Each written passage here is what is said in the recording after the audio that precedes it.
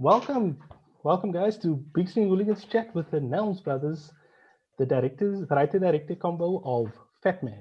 Today we have Tesh that's support me in this discussion, and Hey, the brothers Ian and Eshom. Welcome Hello. to South African side. Thank you for having us. No problem. It was thank you for actually accepting the invite, and I look forward to a wide and varied debate as I discussed with you before. Good. Firstly, I would like to say congratulations on the performance of Fatman during digital release, and it's getting a lot of it's doing well since its digital release. And like I explained to you before we came into the stream, that it actually did pretty well in the South African box office. It did like almost a R500,000 in ticket sales, which is good considering that our cinemas were at 20%, and it was over in our festive time. It's winter, it's summer here, so you don't really get people going into the cinema that much, and Wow. COVID, of course. lockdown. Well, we're that's all good. cool. Yeah, that's awesome.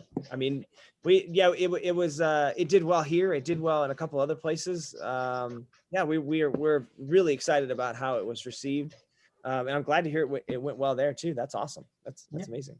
It had a decent 2-month run in the cinema, which was good. Wow. The Christmas Yeah, movie. that's healthy. That's amazing. That's great. And just to follow up to that, do you feel the success that it's having now in the digital and obviously in the box office that it did? Do you think it's a vindication for the 14 years of labor it took to get it to fruition? I mean, I hope so. Hopefully that hard work's paying off. Yeah, I think it's an interest. I think right away, I like our trailer ended up, I think, catching people's eye, and it's a crazy, interesting idea is what people, I think, were saying. So I think right off the bat, it at least caught people's interest. Just the premise of it and who we have starring, and like we have, some pretty great actors and some pretty crazy roles. So I think that seems like it's going to be a lot of fun. Hopefully. The fact that Mel Yeah, and I mean, but as you can imagine, it definitely wasn't an easy pitch or an easy script to set up, because of how kind of outlandish and intermingling the fantasy and the reality and all that good stuff. Was it easy to get Mel Gibson convinced to take the role in a Santa Claus? I mean, it was an interesting thing. I mean, we had seen him at a screening for Hacksaw Ridge, and he had that amazing beard, and we just loved it. And then he was exhausted from the sort of awards, campaign that he was on for that movie, and he was talking about the film, and you could see that passion in his eyes for the movie that he had made, even though he was exhausted. And he had these kind of rolled shoulders, and he was kneading his beard. And man, at that screening, we just had this amazing moment where we just looked at each other. We were like, oh my God, like that's him. I could see Chris right there. I could see the character. And from there, we were pretty, hell bent on going after him. We didn't know if we'd get him, but we were hell bent on trying. And then I remember when we decided to make the film, after we made a film called Small Town Crime, and that film had a similar. Oh, thank you very much. That film has a similar tone in that it jumps genres and is a bit of a genre mash, and we were able to sort of finally point back to that film and say, this is what it's going to feel like. That's how we're going to, accomplish all these genres of mashing them together. And from there, we had people that got really interested in the script, and we'd been shopping it for 14 years, but we hadn't had an example to point back to until then. And then we got some people excited. We were taking meetings with producers and financiers. And at one point, we went out to Mel Gibson, and we'd been out to him for like 2 weeks. And then we got this email, and we were getting a ton of emails from producers that were at least wanting to talk to us and see if we were going to gel on the project, if it was something they wanted to do. And I got this email that said, hey, I enjoyed the script. I think it's really funny. Let's sit down for a chin wag. And I remember my brother and I looking at each other and we're like, what is a chin wag? First off.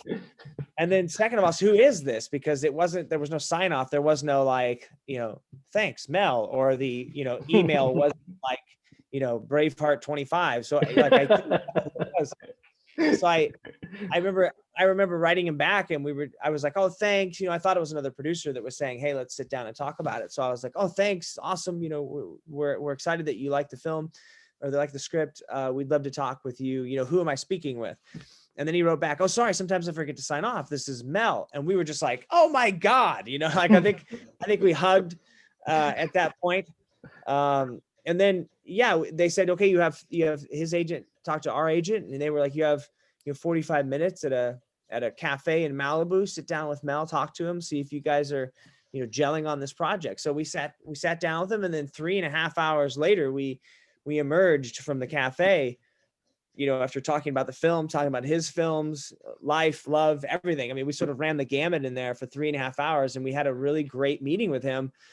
And we just felt like he really understood the material, beyond being, an amazing actor, an amazing director, just being a very talented human being. It was wonderful to see him really hone in on that character and what we wanted to do with the script. I think the only thing we sort of gave away at this point in the meeting is that we were like, we want to take a really grounded approach at this. And he was like, oh, that scene with the elves where I'm on the balcony and I'm talking to them and I have to break the news to them that, we're going to have to do this military contract. And we're like, yeah. And he's like, I think I should be almost in tears. This is like the worst thing I've ever had to tell them. We're like, yeah. And he goes, and I think that's what's going to make it so funny.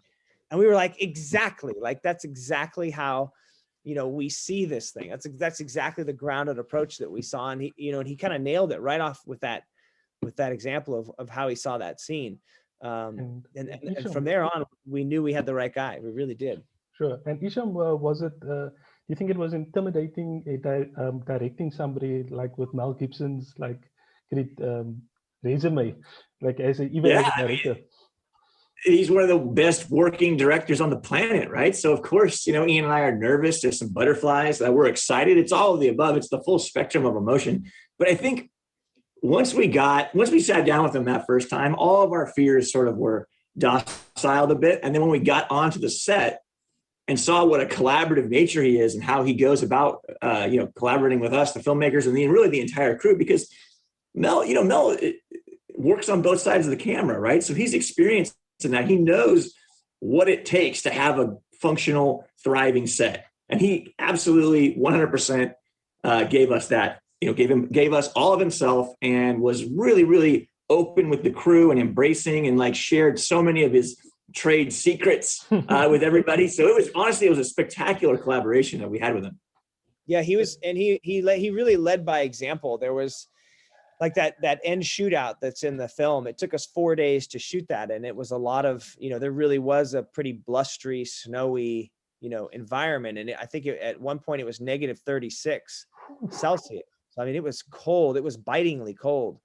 And I remember we turned to Mel at that point and we said, cause he has, no fingers on his gloves cause he has to be able to work the weapons, and he has, just his costume on. Whereas Eshom and I are literally, dressed to summit Everest. We have everything you could imagine on. We are packed. The only thing we're missing is the oxygen tanks. You know what I'm saying? And the Sherpa, of course, Yes,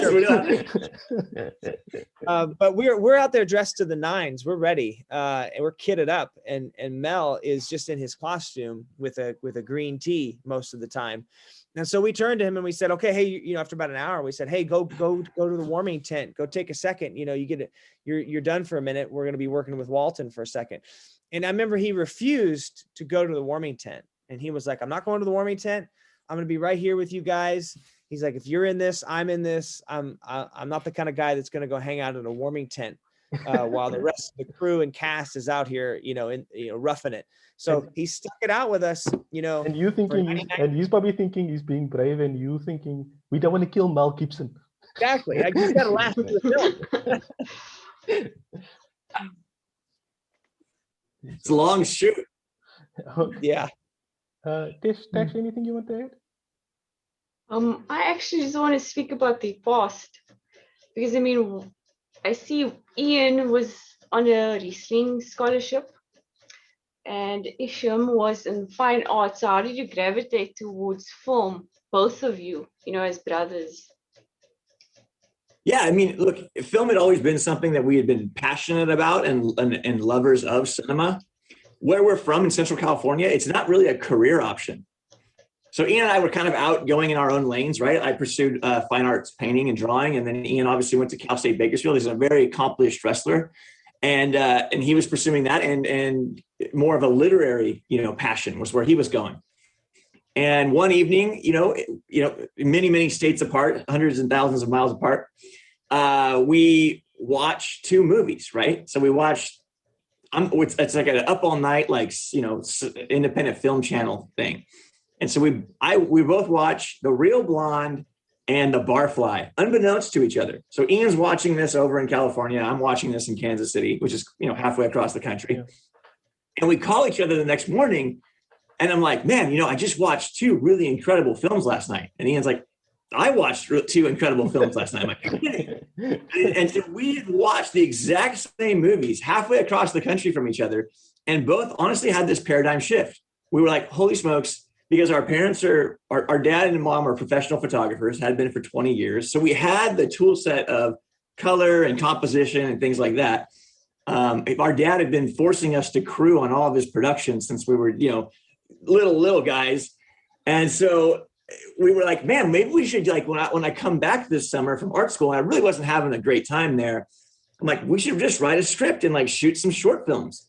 And so when I came back that summer, we procured all the equipment out of the garage that our dad had. He had like all these old, tripods and lights and stuff like that. We got like a little camcorder from like Walmart, and we just started shooting shorts. And honestly, like from that moment, all the pieces clicked into place, right? It was like this perfect storm of everything, and the skills that we had gathered throughout our lives all made sense to coalesce and send us in this occupation. And it's been pedal to the metal, no looking back ever since. And that was around in 2001 or two. I'm not quite exactly sure what year it was, but.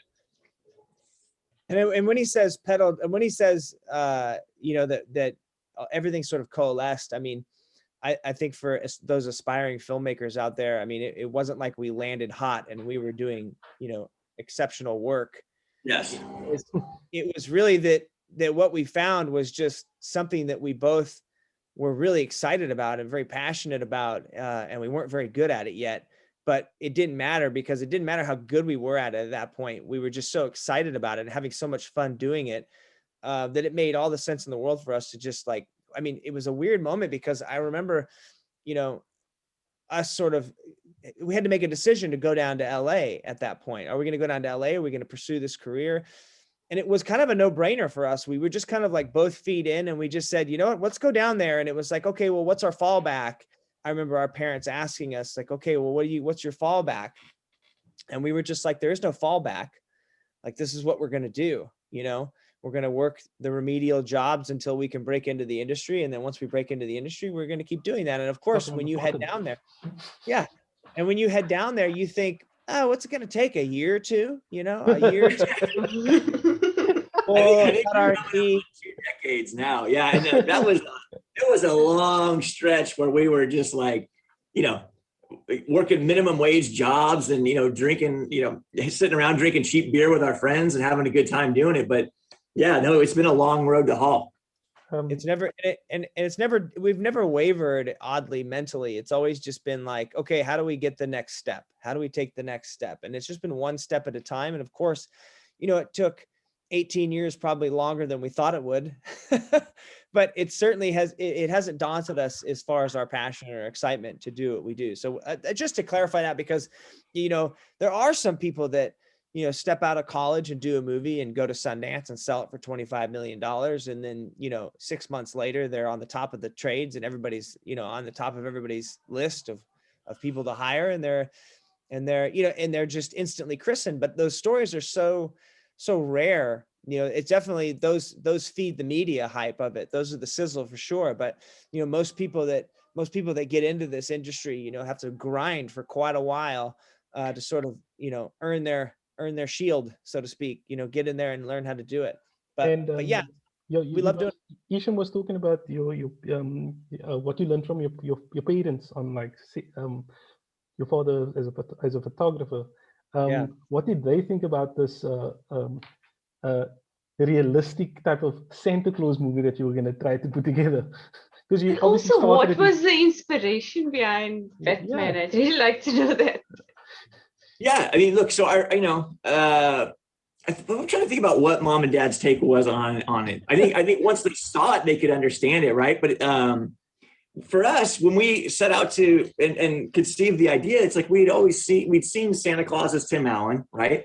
Great, perfectly fine, but family-friendly version. We've seen him as a sociopath that'll come down your chimney and chop you up with a hatchet. But there was room in there to like make him, utilitarian, to make him an everyman, to burden him with problems that a lot of our fellow Americans are experiencing right now. We thought that was just cool to like, oh, we're going to make him like an everyday superhero in a way. And so that was sort of our idea going into it. Okay. And I remember the films at the time that that were really inspiring us, or that we were calling back to when we were talking about how to put it together, how we were going to think about it, what type of character we wanted leading it, And I remember like Esh and I talk about the first DVDs that we've ever bought. And I remember the first DVD that Eshom ever bought was Unbreakable. And the first DVD that I ever bought was Unforgiven. And I think if you kind of mash those two together in a way, you can sort of start seeing how Fatman would come together at that time.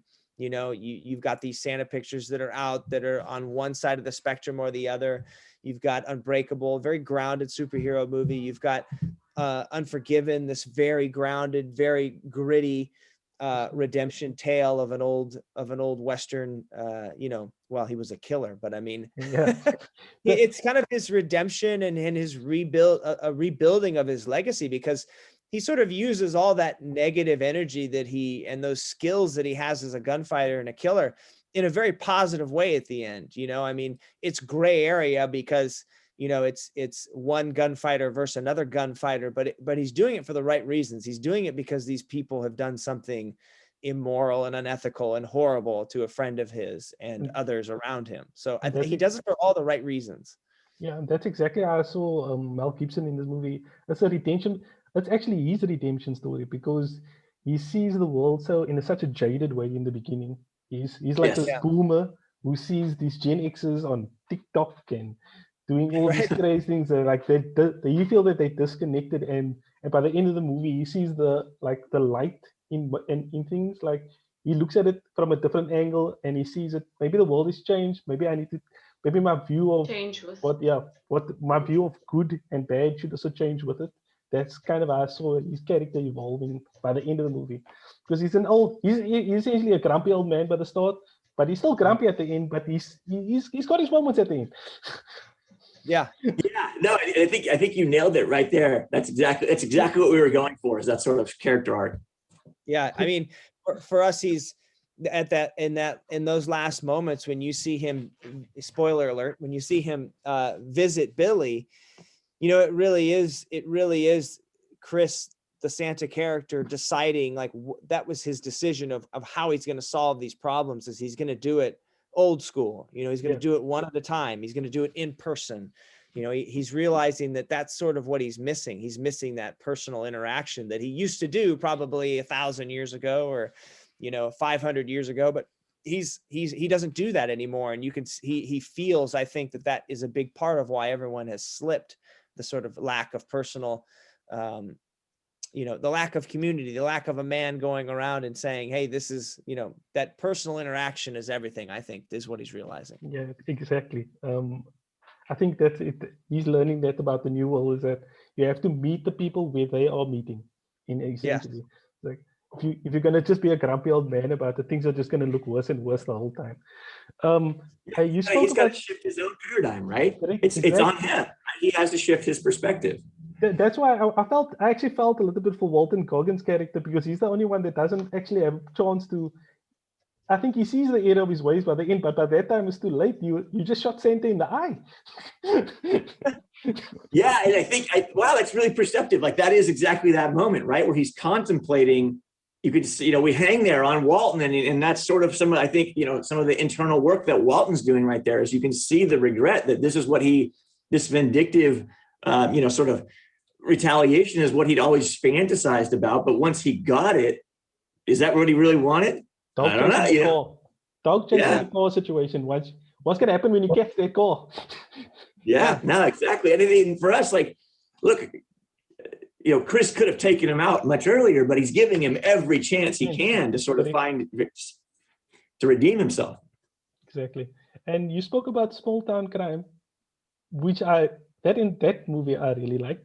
I really like that movie. It's got this like after watching it again recently, I had this realization about the movie. Have you seen the new Perry Mason with Matthew Rhys? I haven't. No. Well, you should watch it and then be very upset with that they stole your concept, because it's like this guy who's your guy is this alcoholic he's a good-natured person, but he has his problems. He's carrying a lot of baggage, clearly from something else, and he becomes a private investigator by the end of the movie. In Perry Mason, he starts off as a private investigator who becomes a lawyer, but it's essentially the same kind of arc. It's like he's this drunk who does a lot of crazy things with prostitutes. It's essentially but he starts off with that's why I watched it and I thought this would be a great pilot episode for a show where this guy does like this 18 thing and goes to towns and solves crimes. Yeah, I mean, and that we would love to do that. It's the TV world is a different world. Yeah. As funny as it is, you like a lot of those seem like they're an easy 1-to-1, but then when you put a pilot together and go run around and try to sell it, we haven't done that yet. But if you did do that, it's just everything is seemingly so backlogged, and it's just such a different world. It's like trying to move into the commercial world almost, Yeah. Unless it's a super duper smash hit, like it made hundreds of millions of dollars at the box office. It's not an easy 1-to-1 for folks in a different medium to say, oh yeah, I'm just going to pick that up and turn it into a TV series. So yeah, it's interesting how those things work. It's always, it's always its own thing. It's hard to just pick something up unless it's a very known commodity or property, and walk it over and be like, yeah, let's do a TV series about a comic book hero. And they're like, okay, great. Great, no problem. I know that comic book hero, and so does everybody else. Great. Let's get a team of writers and go. But when it's like, let's do it about a smaller film about a small town drunken detective, like they're kind of like, well, by the way, I would absolutely love to explore a series like that. And that at the end of it, there's such a lot of, for me, watching it again, there's such a lot of, at the end of it, space for the movie to turn into something like that, where it becomes this, I've got problems, I do bad things sometimes, but I'm essentially I have a golden heart kind of thing.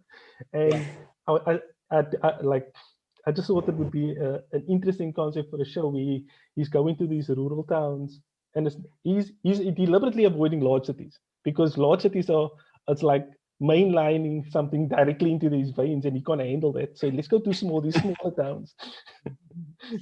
No, it's definitely an idea that we've kicked around, and we love the character of Mike. But yeah, I think there would be something to explore in a series that's on a different path. But yeah, I think there's something there.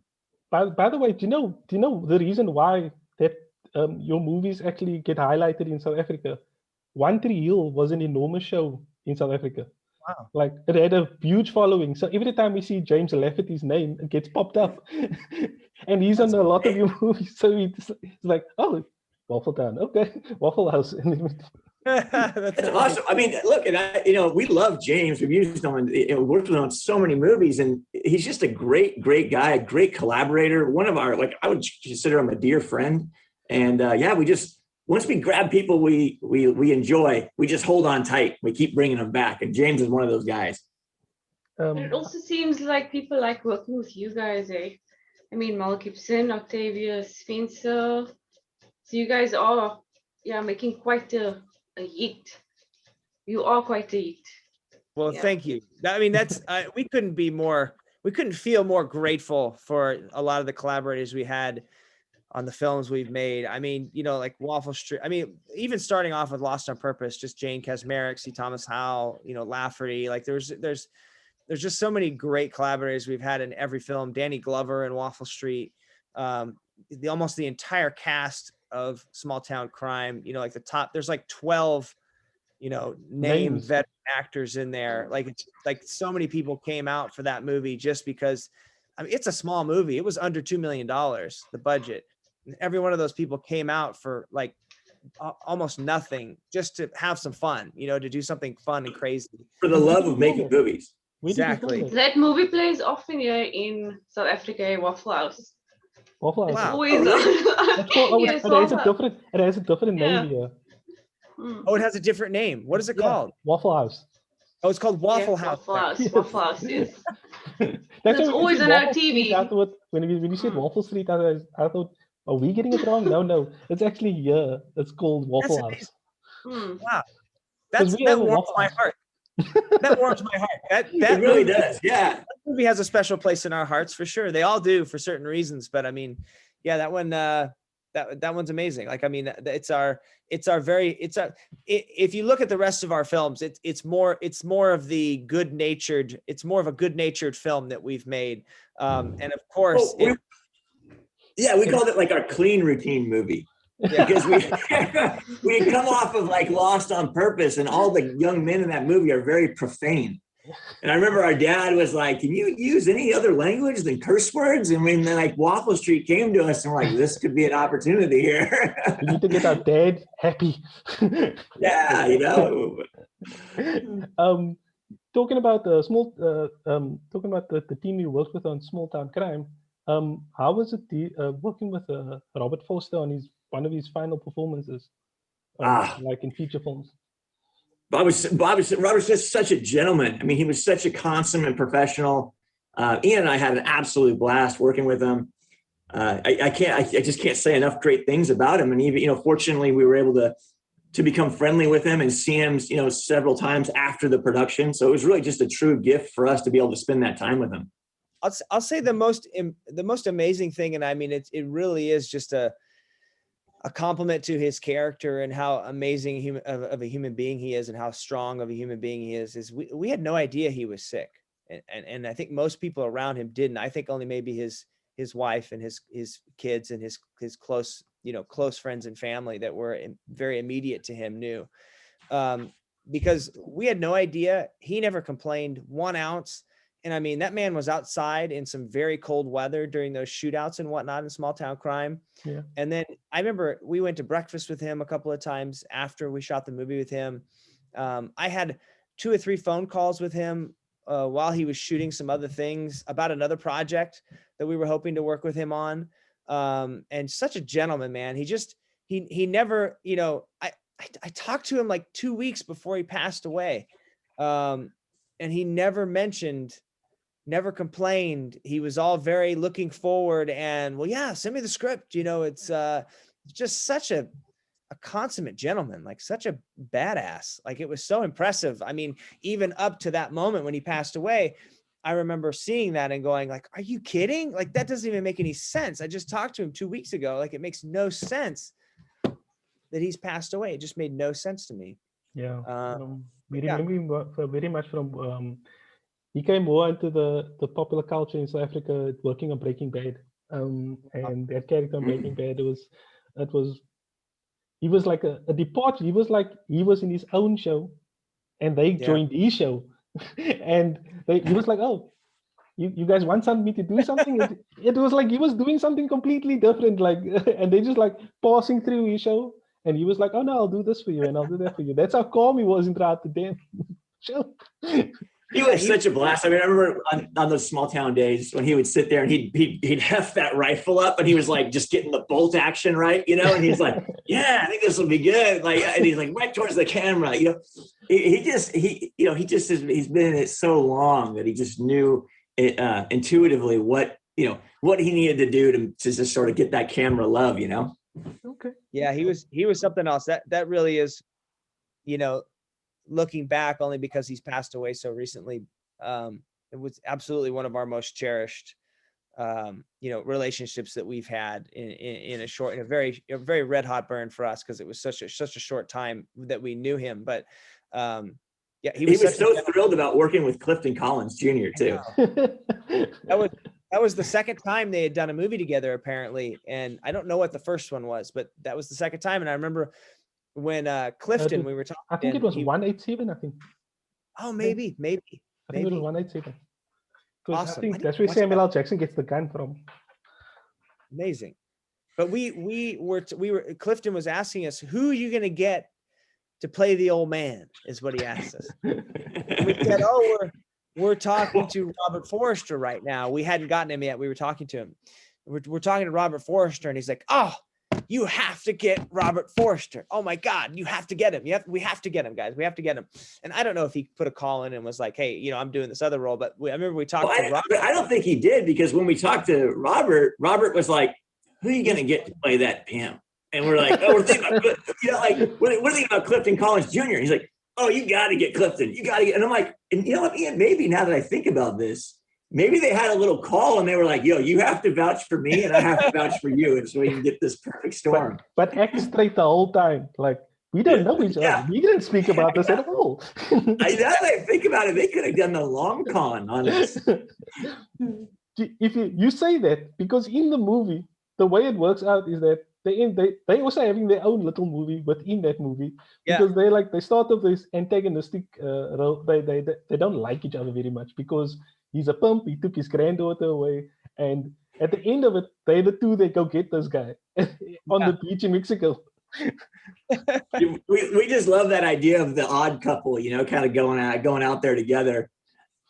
Yeah, two people who you wouldn't expect to team up. Not only teaming up, but like finding a respect for each other because they put their lives on the line for the same reason, it was. And of course, just you get two actors that are of that level to do those roles. And I mean, it just leapt off the screen. Those guys were so good. They were so good with each other. I'm just thinking about those nights now shooting. You're taking me back, man. Just thinking about those nights shooting with those guys in that train yard. It was fun just seeing them riff. Before the train yard, when they're in the car, that is one of the most real conversations ever. We asked him, how practical is this car? And he's like, not practical at all. Yeah, you can just see their totally different perspectives on the world, right? Because Robert's obviously, had some success in business, but probably through being practical. And Clifton's character is this, flamboyant man that lives by the, seat of his pants. Indeed. Anything you'd like to add, Dash? No, it's just something you guys said and made me wonder, do you write characters for specific actors? Because that's what I'm getting from what you guys are speaking, Mel Gibson. I feel like you knew already before you knew that was going to be Mel Gibson, So do you think when you do write a character, you already have an idea who's going to play the character? At times, I mean, certainly, right. We'll certainly have somebody in mind when we're writing the character. Like we were saying, we wrote, it took us 16 years or 14 years to get it to the screen, but I think we were working on the script for about 2 years before we sort of cracked it, and we had a working script that we were out actually shopping. Okay. So, but in that time, like 14, 16 years ago, like we had in our mind writing the character, we had Jack Nicholson in mind. That was kind of who we were like, oh, this is who I would penultimately feel like should be doing this movie at that time. Then of course he sort of semi-retired, and 14 years passed. Now aged like a fine wine right into that character. And when we saw him in 2016, we were just, we knew, that was our guy. We just knew that was our guy. And I'm so grateful that he did it. And like someone like Walton was a little bit different. Where Walton Goggins, we had met with maybe a dozen people for that role, for the skinny man, the hitman. And, we had somebody in mind when we wrote it, which I don't want to say, because I think it takes away from, all the gold that Walton put into it. But when we we share an agency with Walton, and one of the agents there was like, what do you think about Walton Goggins? And I remember Eshom and I were just like, oh man, why hadn't we thought of him? Like, he's fantastic. it just wasn't, and all these other guys that we had met with, you know, we were trying to decide on between them, which one of them we thought was going to do a better job or more of a, they all would have done an incredible job in their own way. But, you know, we were trying to just distill or differentiate what we wanted more, you know, like, oh, is this going to be more of the take we're hoping to spin on it? And I remember when we said, sorry, go ahead. No, go for it. When we sat down with Walton, it was just so blatant. He stood up and he was doing lines from the movie in like a coffee shop, and people are staring at us, and he was just not caring. He's completely in the character, in the moment. And he was amazing. And we just were like, okay, like this is the guy. This is the guy. And then when he took over the role, you know, we had a long conversation about, you know, why Eshom and I wrote it and what we were thinking of when we wrote it. When he did the role, about halfway through shooting, because we shot the ending first, basically, and we had to do the beginning of his character at the end of the movie, just because schedules ended up working out that way. And I remember Eshom and I had shot the back half of his character, and we realized, like, oh my God, like he doesn't quite fit the beginning we wrote for him. Like he's a little too much of alpha. He wouldn't.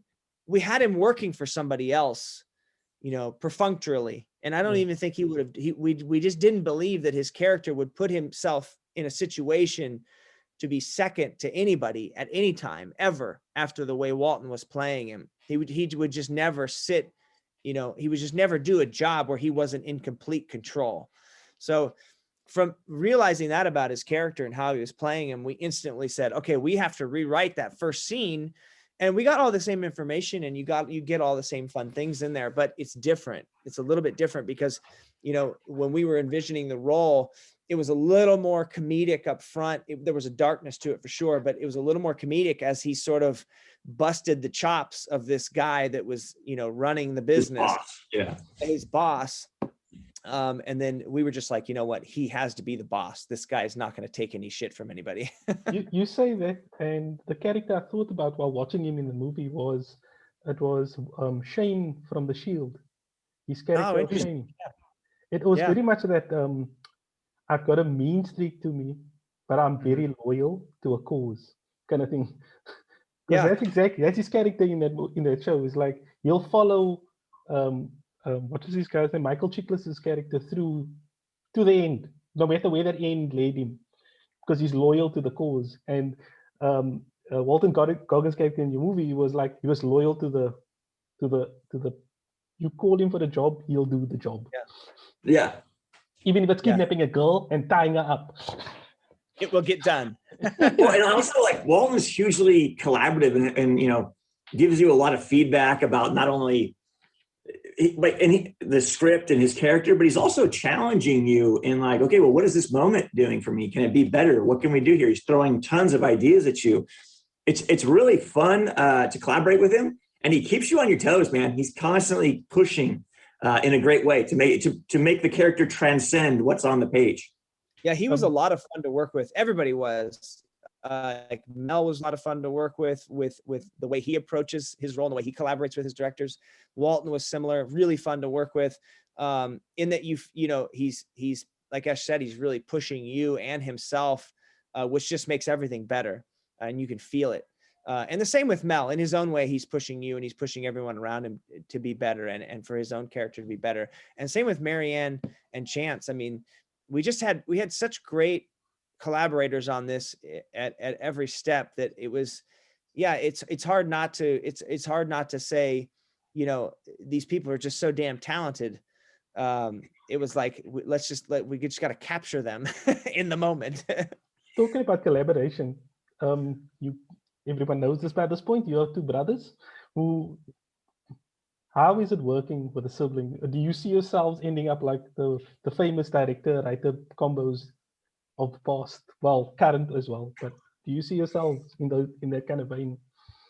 Absolutely. No. I love the confidence. I think you have to want that, right? You have to want that or hope for that or strive for that. But then there's the other side of it that's just like, I mean, we're just trying to do our own thing. We're just trying to tell stories. We're just trying to be ourselves and as true to ourselves as possible. So if something comes out of that and we end up being, you know, becoming something, you know, other than just storytellers, great. That's awesome. That's But exciting. I mean, we're not worried about that. That's not the focus, right? Like the focus is just making the films, and the whatever benefit happens, is- it happens. And the benefit Exactly. is doing it with your brother.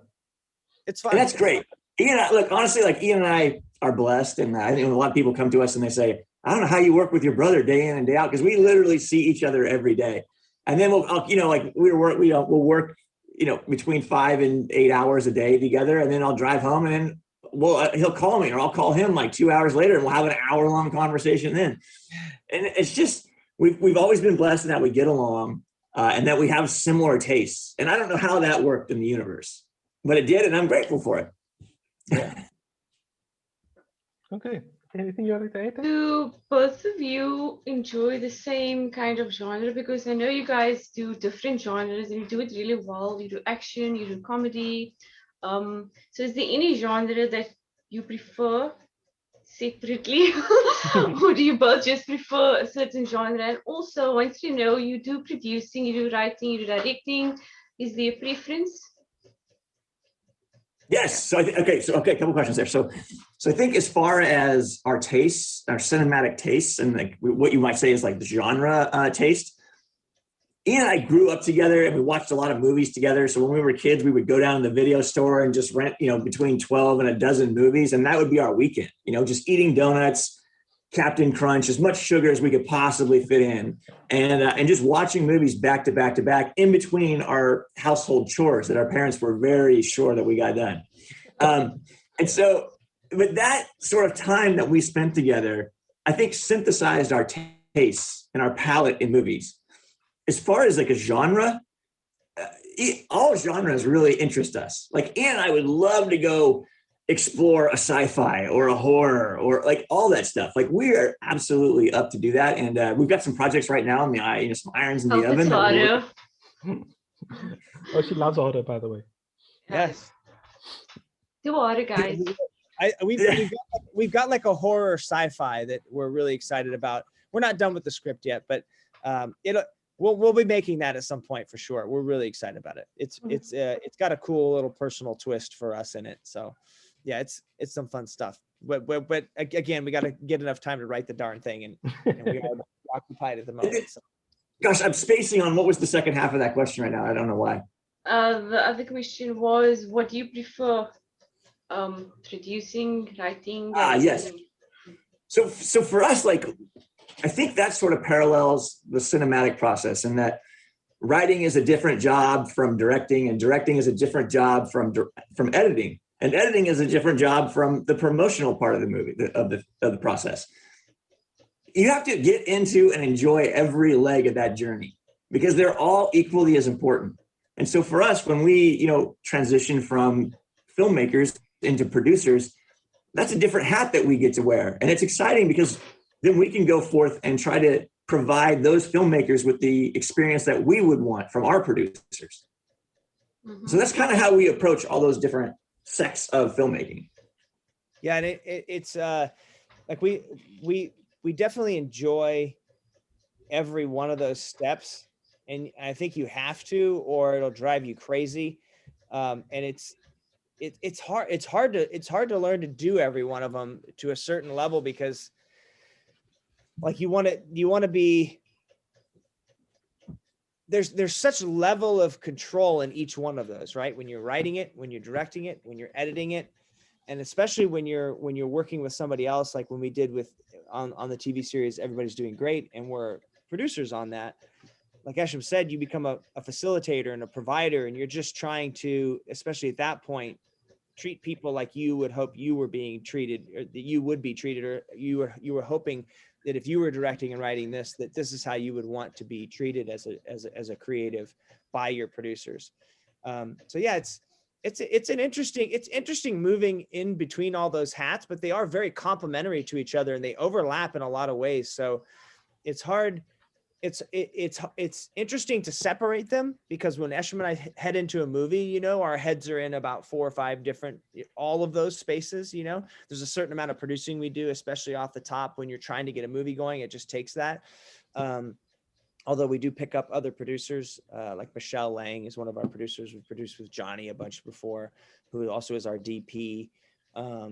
But yeah, I mean, and then there's a bunch of other folks that we've collaborated with as producers as well. But yeah, those are interesting questions, and they have such overlap that it's hard to answer. But I think Esh, you probably answered it about as clear as possible. So I don't know why I'm interjecting and making it more. But look, I think it's interesting, right? Because that's atypical that a filmmaker would want to be on every one of those legs, right? Like most filmmakers don't try to go write, direct, and edit their movie. They say, oh, you know what? Like, but for us, we've found in our process that it's fun for us to get into that editing room and see the footage that we've captured. And Ian and I, like, we don't just look at like the takes that are on the list of like, oh, good take, bad take, throw those out. Like we look at every second of footage from nose to tail and reassess what it is once we're in the post process.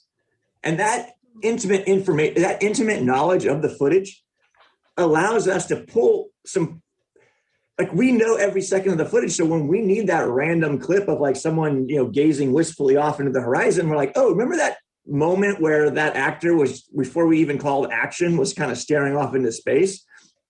Maybe we can use that and put it there and get the reaction that we want. So we don't know how other filmmakers don't do that. Like that's what like it's like wow, I don't know how another filmmaker can like hand over the editing to another person. Now that's not to say we don't bring in like some outside perspectives once we get into post to give us a little bit more forest for the trees view, but yeah, that's just part of the process for us. It's part of the fun. It's part of the evolution of a project. That's cool. Just more of a serious topic now. We're obviously in the middle of a pandemic. We hopefully going to get out of it soon. But I mean, has the pandemic, has COVID itself changed the way the two of you work on movies and work with each other? Has it affected it in any way? So it hasn't changed. It hasn't changed the way that we work together. Okay. That's yeah, because we're just like, you know what, like we're attached at the hip most of the day. And if one of us is going to get it, the other one's going to get it anyway. So it's just going to go down that way. But I think it has changed. Yeah, it has changed. Like obviously our lifestyle is different, right? We're not like, you know, running all over town, like, you know, shaking hands, pushing crosswalk buttons, you know, whatever it might be. You know, you take those little steps to sort of minimize the risk as much as you can. Or minimize anybody else's risk. And we finished Fatman like a day before they shut down productions in Canada. So we haven't actively shot anything during the pandemic yet. We've been writing and developing and putting some more ideas down, but getting a couple of scripts ready that we're probably going to head out on pretty soon.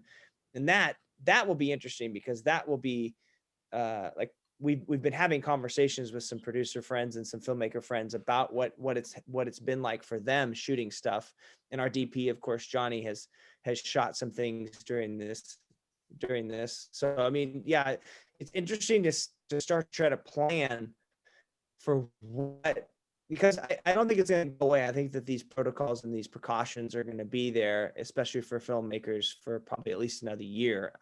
I couldn't see them going away, especially in the next 6 months to a year, just for safety, just for precaution, just because unions and most folks will want to have that extra layer of safety. So yeah, I feel like it's going to be there, and it's been interesting to really research that and try to figure out what to expect. That has been really interesting. Well, I think also the perspective on COVID has changed. I mean, there was a moment, and I would say the last year, when they're like, "Oh, this is going to pass. Yeah, we're going to get on the other side of this." I personally don't think that's going to be the outcome. This is going to have to be something that we're going to have to live with as a species on the planet, and so we're going to have to learn to cope with it.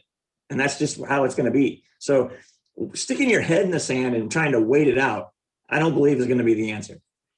I agree. You were talking about places and productions where you, like, would you ever consider like filming a movie in Australia, given now they strict, so they've essentially they're COVID free to a certain degree, where they, if you fly into Australia, you have to stay in a hotel room. That particular hotel room can't leave it for 10 to 14 days. They test you like 3 times within that. And then if you clear, you get to leave obviously the hotel. So they've like fans back in stadiums. The Australian Open is happening at the moment. and there's people in stadiums, there's people walking without masks, and they're like, they haven't had the vaccine yet, and this is the kind of progress they made. Would you ever consider like shooting a movie in Australia? Certainly. Absolutely. Yeah. That'd be Okay. fun. But, How about look, South Africa, guys? that's part of the perks, right? Like, look, we're down to travel. You know, we got our bags packed. We're ready to go. So that's part of the perks of being in this field of work is that you get to travel. You get, I mean, Ian and I, when would we ever, and not to say we wouldn't ever, but like, when would we ever get to go up into Canada and spend 6 months there? You know, like we got to really drill down and like go to the grocery store every day and walk down those snowy streets and like really get to know Canadians and their lifestyle. It was a blast. And honestly, like that's what we really enjoy about one of the many aspects that we enjoy about this career. Okay.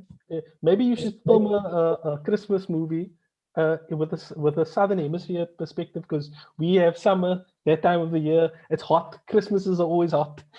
We never get to see it. And all the Christmas movies we've ever been exposed to is all snow. White Christmas everywhere. Maybe, I mean, look, there's a take where Chris gets sick of the snow, right? He wants to go to a more, more cozier environment. You know, he might have some arthritis or something he needs to take care of. answer with Bermuda shorts. I mean, that could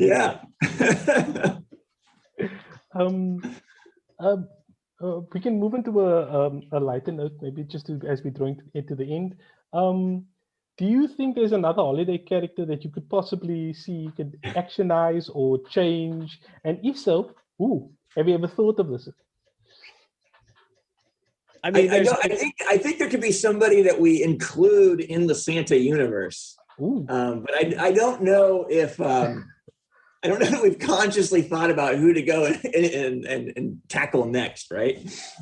Yeah, like you're saying, like the Easter Bunny or like a Thanksgiving turkey. Like what are we, what are you gonna do there? I don't know. But because you guys have a lot of holiday characters that you wouldn't like see in South Africa.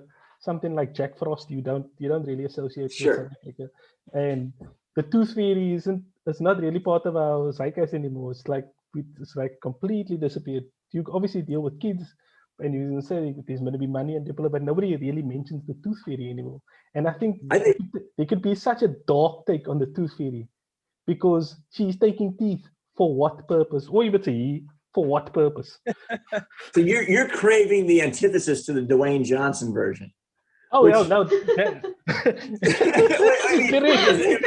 nailed that for me. Like that's a home run out of the park grand slam. And I don't know that we can go mess with Tim Burton and Jack Frost, right? Like that. Sorry. Jack Skellington. Michael Keaton. It was Michael Keaton, wasn't it? Jack Frost was in. It's the animation. That was Legends of the Guardians or something like that. Where Alec Baldwin played a Russian Father Christmas. There's some good ones out there. And lastly, would you guys ever consider coming to South Africa, personal or business? Why? Have you ever been to South Africa? Never been truly intrigued, and would really look forward to the time when we get to.